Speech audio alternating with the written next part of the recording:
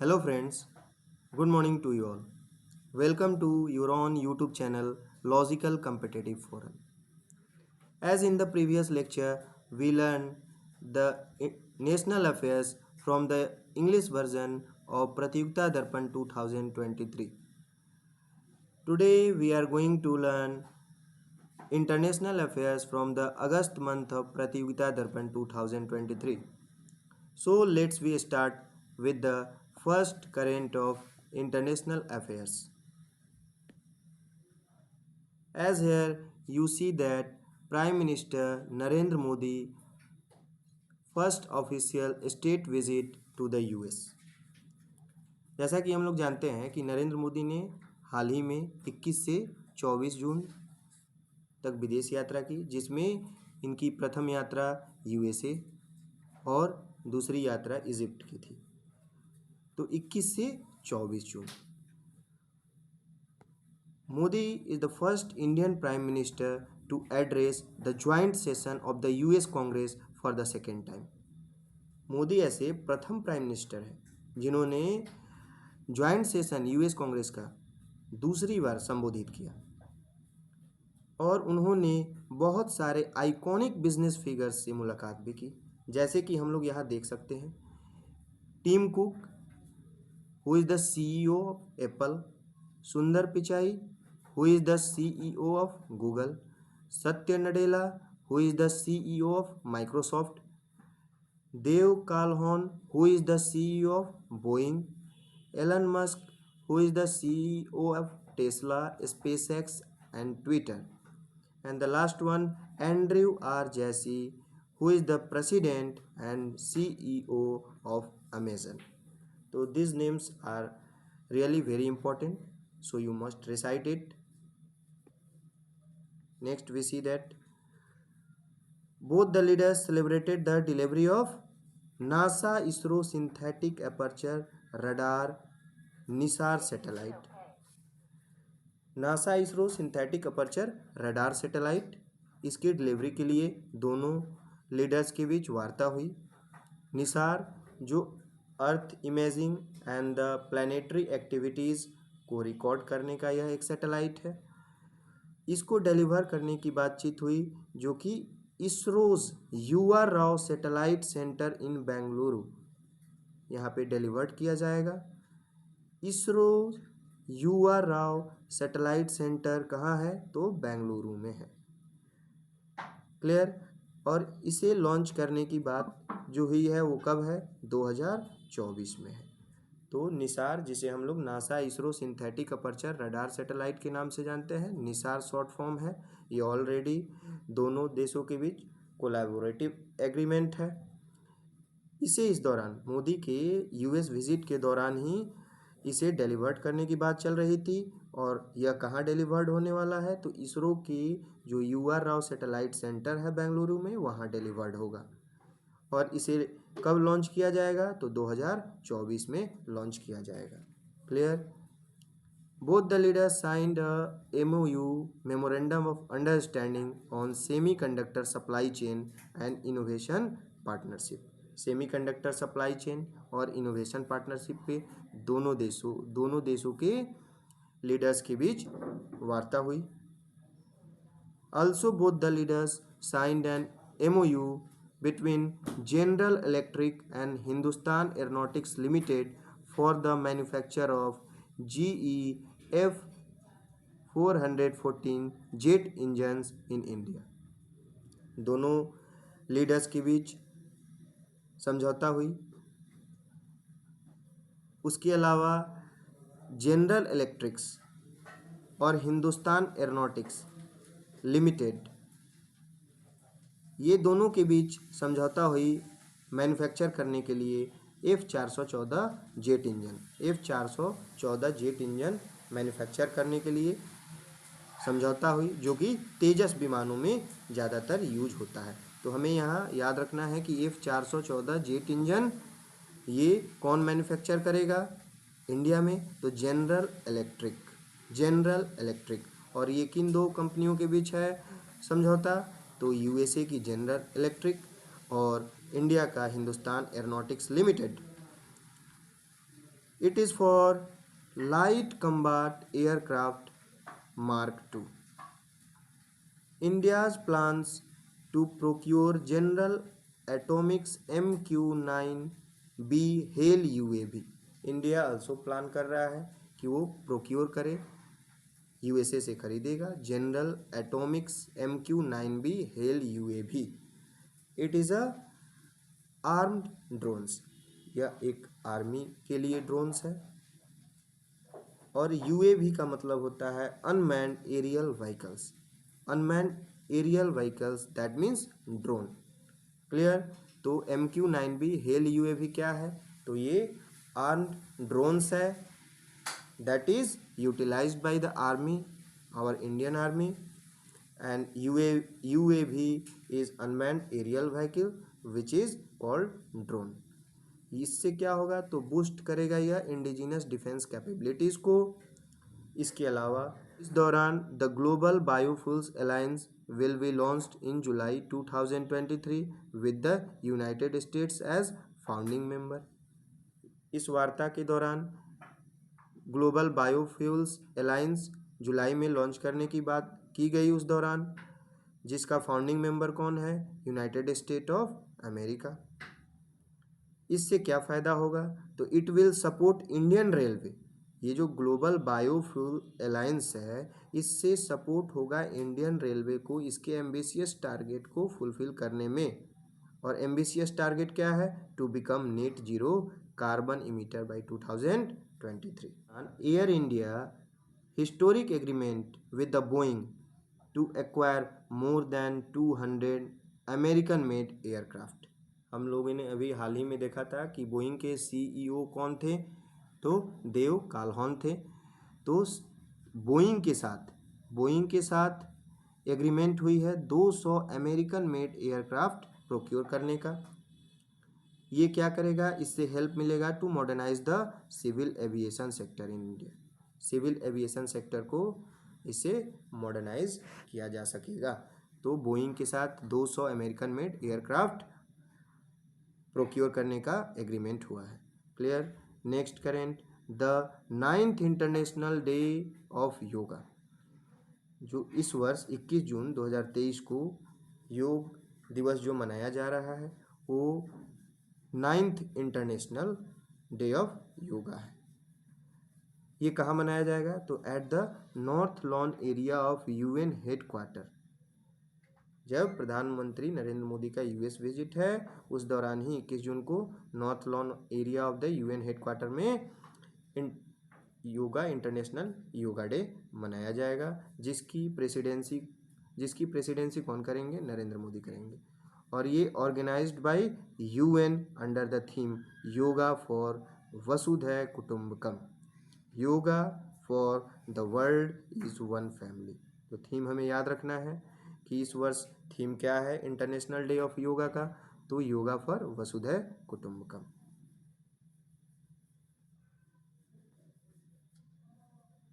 United States President Joe Biden will visit India for the G20 leaders summit in New Delhi in September 2023.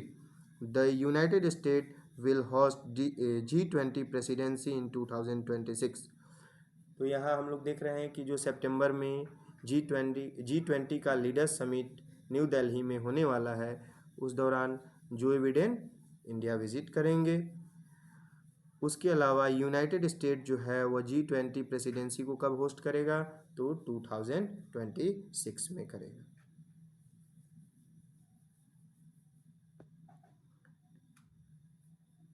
Next, after 23 June prime minister Narendra Modi visit to Egypt.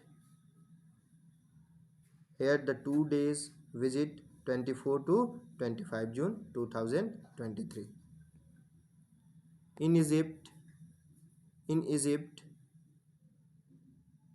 Modi visited Al Hakim Mosque and also visited Heliopolis War Grave Cemetery. तो Egypt visit के दौरान, जिसका capital Cairo है, Egypt का capital Cairo, तो Egypt visit के दौरान मोदी ने अल हकीम मॉस्क को विजिट किया अल हकीम मॉस्क को गए। उसके अलावा हेलियोपोलिस वार ग्रेव सिमेट्री को गए, जहाँ पे प्रथम विश्व युद्ध के दौरान बहुत सारे भारतीय सैनिक ने अपने प्राण खो दिए थे। Next current, PM Narendra Modi receives order of the Nile award. Order of the Nile award कहाँ मिला नरेंद्र मोदी को? तो इजिप्ट में ही मिला, और ये इजिप्ट का हाईएस्ट सिविलियन ऑर्डर माना जाता है। तो याद रखना है यहाँ पे कि order of the Nile award, ये it is award of the Egypt and regarded as highest civilian award of Egypt. Prime minister of India proposes to include African Union in G20 as member, renamed as G21। Prime minister, India के prime minister ने ये प्रस्ताव रखा है कि African union को भी G20 में शामिल कर दिया जाए और इसे रीनेम्ड कर दिया जाए as a G21। The African Union is a continental body along with the 55 member state। African union जो है ये भी एक कंटिनेंटल बॉडी है जिसमें 55 मेंबर स्टेट है। दैट मीन्स 55 कंट्रीज, अफ्रीका के 55 कंट्रीज इसमें अफ्रीकन यूनियन में सम्मिलित है। सिमिलर टू यूरोपियन यूनियन की तरह यह है। Clear. Next about G20, it is group of 19 countries along with the European Union, that makes G20। G20 represent around 85% of global GDP। G20 represent करता है 85% global GDP, 2/3 of the global population। The G20 have also invited 9 non-member guest country including Bangladesh, which is our neighboring country, Singapore, which is northeast country, Spain, which is European country, Nigeria, Egypt, Mauritius, Netherlands, Oman, the United Arab Emirates। Clear that these are the 9 countries which are also invited during G20 summit। Next current, the national population and housing census of Nepal 2021। तो ये 12th डेकेनियल census था, यह 12वां census था नेपाल का। Clear. Next, Cambodian king on maiden state visit to India. Cambodian king का maiden state visit था India को। Cambodian king का नाम क्या है? Norodom Sihamoni. Norodom Sihamoni. Clear. तो हाल ही में कंबोडिया के जो किंग हैं उन्होंने इंडिया का विजिट किया। Here the geographic location of Cambodia given.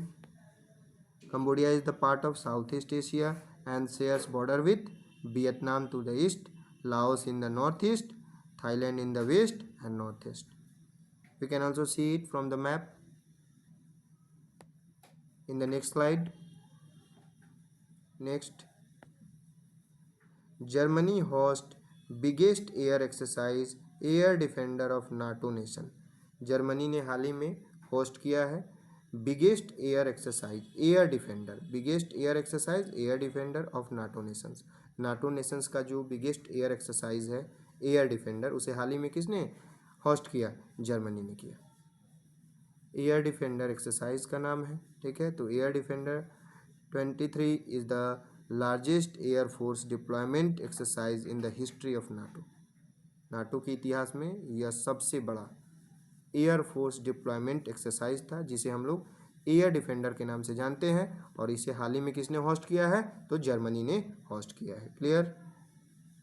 Next, जैसा कि हम लोग देख सकते हैं कंबोडिया का मैप, हाल ही में हम लोगों ने इसे देखा था कि कंबोडिया, नॉर्थ में थाईलैंड, नॉर्थ ईस्ट में लाओस,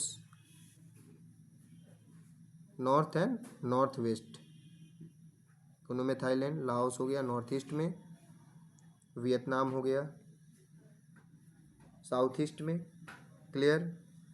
कंबोडिया की राजधानी नॉम पेन। यहाँ पे इसके अलावा हम लोग और कुछ फैक्ट्स इसके देख सकते हैं कि मेकोंग रिवर कंबोडिया से बहती है। India decides two by 31 MQ-9B drones predator from America.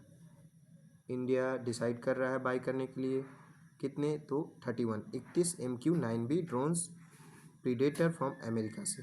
हाल ही में हम लोग ने अभी पढ़ा कि MQ-9B ड्रोन्स जो है वो इंडिया एग्रीमेंट किया है यूएसए के साथ प्रोक्योर करने के लिए, जो कि डिफेंस कैपेबिलिटी को इन्हांस करेगा। तो from US manufacturer General Atomics, इसे बाई किया जाएगा जनरल एटॉमिक्स से, ठीक है, which is a US manufacturer.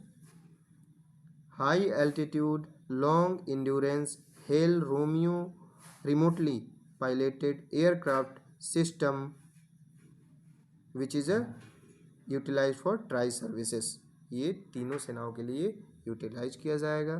This agreement covers the production and delivery of 31 MQ-9B drones, 15 MQ-9B sea guardians and 16 MQ-9B sky guardian drones. मतलब 15 MQ-9B sea guardians drones को procure किया जाएगा और 16 MQ-9B स्काई गार्जियन ड्रोन्स को procure किया जाएगा, जिसका इस्तेमाल होगा मैरीटाइम सर्विलेंस एंड मॉनिटरिंग के लिए। क्लियर। तो MQ-9B ड्रोन्स को हमें याद रखना है कि यह इसका मैन्युफैक्चरर कौन है, तो यूएस मैन्युफैक्चरर जनरल एटॉमिक्स है। नाम पूरा इसका क्या है, तो MQ-9B ड्रोन्स प्रीडेटर, जो कि high altitude long endurance HALE Romeo remotely piloted aircraft system है।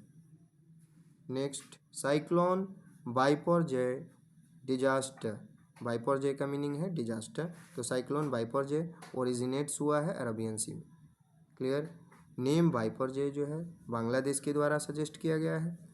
बाइपरजय का मीनिंग होता है बंगाली में डिजास्टर या क्लैमिटी, डिजास्टर या क्लैमिटी। तो इसका ओरिजिनेशन बाइपरजय का कहाँ है, अरबियन सी है। नाम किसने सजेस्ट किया है, बांग्लादेश ने किया है। इंडिया के किस भाग को बाइपरजय ने प्रभावित किया, तो it affect the coast between Mandvi in India's Gujarat state. Mandvi, जो मांडवी कोस्ट है वो कहाँ है, गुजरात स्टेट में है, उसको इसने अफेक्ट किया, बाइपरजय ने अफेक्ट किया। इसके अलावा कराची इन पाकिस्तान। नेक्स्ट, मंगोलिया ने हाल ही में होस्ट किया है multinational joint exercise x Khan quest 2023। तो एक्स खान क्वेस्ट जो मल्टीनेशनल ज्वाइंट एक्सरसाइज है, ये किसके द्वारा होस्ट किया गया है, मंगोलिया के द्वारा होस्ट किया गया है। क्लियर है। The military exercise enhance the defence cooperation between Indian army and participating countries के बीच, यह military exercise cooperation, defence cooperation को इनहेंस करेगा। Next current, India participates first time in the NAC international festival.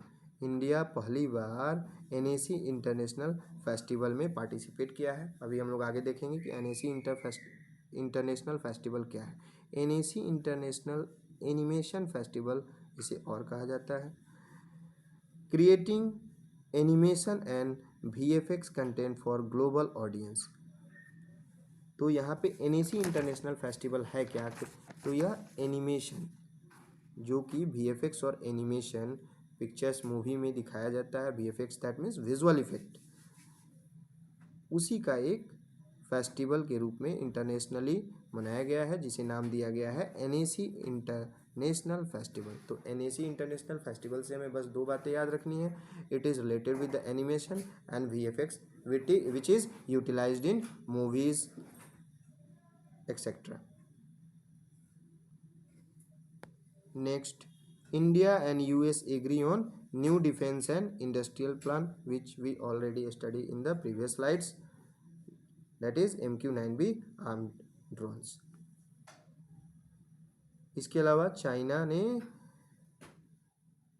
Deal किया है पाकिस्तान के साथ to set up nuclear plant in Pakistan. Thanks for today. Next, we will meet with the another current affairs of the August month. Thanks to you all.